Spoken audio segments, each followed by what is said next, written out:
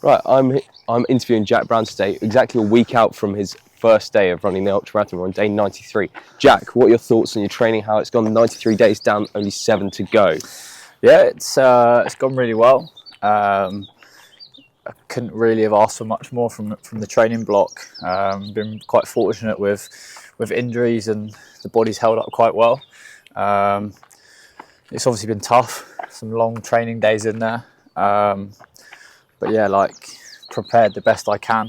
And now obviously with the taper block, it's just about heading into the run itself, feeling as good as possible, feeling fresh. Hopefully sort of eliminating any fatigue heading into it as well. So yeah, I couldn't really have asked for a better training block.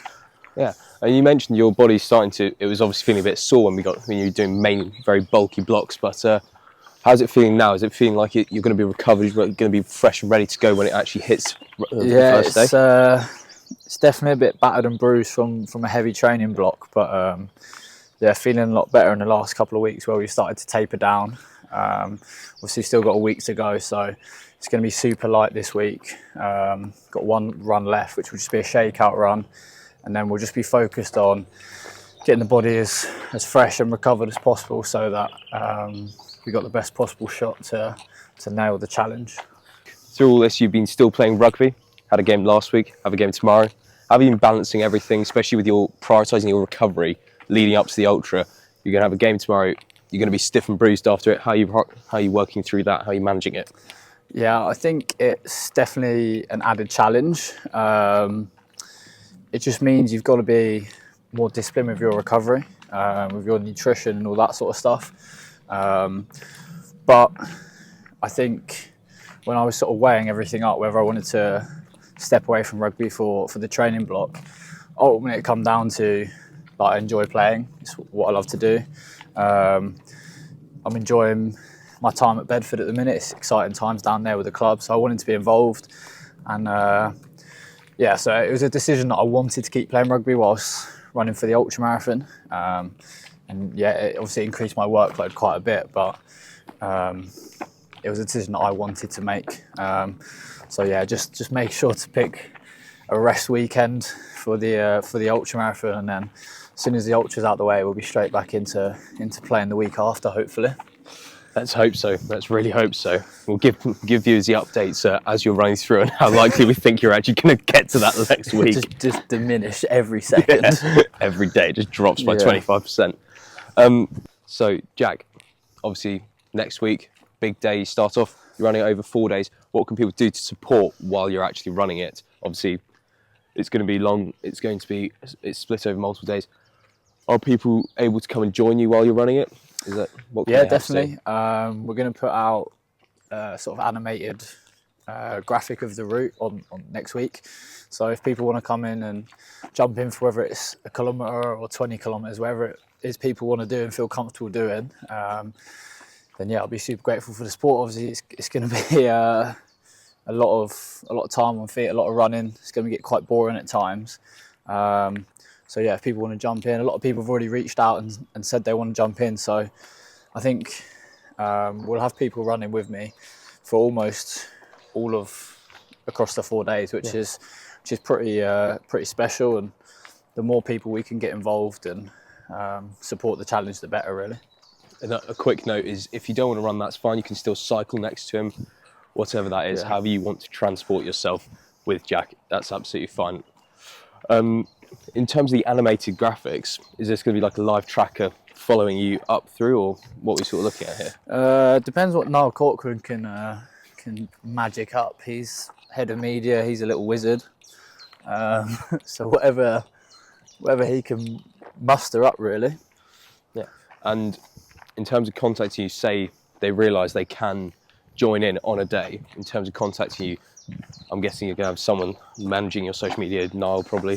Is that going to be the plan? Yeah, just drop me a message on Instagram or whatever, and then hopefully we'll be able to sort out some logistics to get people involved and support. Yeah, absolutely. The more the merrier, as they say. So Jack, obviously lots of time on feet. How are you going to manage nutrition, recovery? Are you going to have breaks? Are you going to have inbuilt breaks into each day, or are you just going to try and crack out 30 miles in a day? We're going to have sort of nutrition or fueling pit stops every sort of 10k. You know, the worst thing that we can get is to hit the wall. So we've got to make sure we're on top of nutrition and hydration. So every hour we'll try and get through a bottle of electrolytes, and then we'll be trying to take on a fair few carbohydrates as well. It's all documented on an Excel spreadsheet somewhere. But yeah, just trying to make sure that if anything we're over fueled. You know, we're going to be burning a lot of calories, sweating a lot out. So, you know, we can't, you know, the worst thing is that if we underfuel. So yeah, while we're obviously running, it's going to be a lot of gels, a lot of sort of simple sugars, simple carbs, so it's easy to digest. And then as soon as we finish running, just eat whatever I want, get as many calories in as possible. Try to make yourself as little sore as possible for the next day. Yeah, and then recovery-wise, that's obviously a sort of bigger challenge because, you know, we don't sort of have the comfort of staying somewhere familiar. But yeah, we'll be using compression and sort of massages, those sort of simple, sort of quick release recovery strategies. If we can find an ice bath, then we'll jump in that. But I think the main thing is probably just trying to get as much time off of feet. So, you know, just trying to get a lot of sleep, trying to get a lot of rest where we're sat down or laying down, just to try and take some of the pressure off my feet. But yeah, I mean, there's only so much recovery you can do in sort of 5-6 hours of an evening. And then. So Jack, just over 3 months ago, we were here at this very lake filming the launch video for this project. How do you feel you've changed? How has your mindset changed from day one to now? Yeah, it's pretty crazy, like thinking back to, you know, just over 3 months ago when we were first sort of spitballing ideas and coming up with the whole idea for it, and then being here where we filmed the introduction video. You know, I think if we're honest, when we first sort of launched it, a lot of people probably thought that's mental. Probably thought you've probably taken a little bit more than you can chew off here. And I think that's why I wanted to sort of document the journey and sort of show people that, yeah, like running 4 back-to-back ultra marathons is obviously incredibly hard and not something I ever thought I could do. I'm obviously not built for running. I'm still not a fantastic runner, but I think by documenting the training journey and showing sort of how hard, like how much work we put in, you know, I think it's brought a lot of belief in what we're doing and just sort of shone a light on, you know, you don't have to be a fantastic athlete to take something like this on. It's just about if you're willing to put the work in and the time into it, then you can do whatever you put your mind to. Absolutely. It's a very important message as well for all people going through whatever they're doing. You need to put the work in, and always showing up is the most important thing. Jack, obviously it's going to be very tough when you're actually doing it. Do you think you'll take any enjoyment from the actual process of running all these ultra marathons, or do you think it is just going to be difficult the whole way? I think so.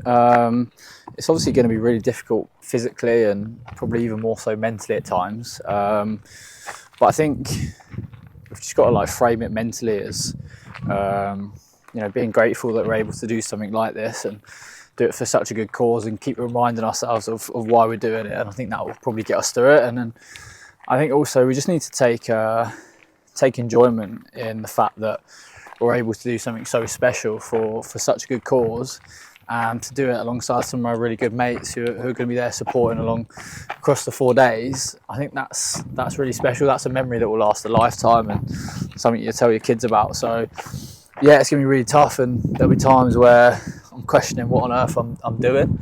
But I do think we'll take some enjoyment, and I think enjoying that process and almost embracing the pain of it.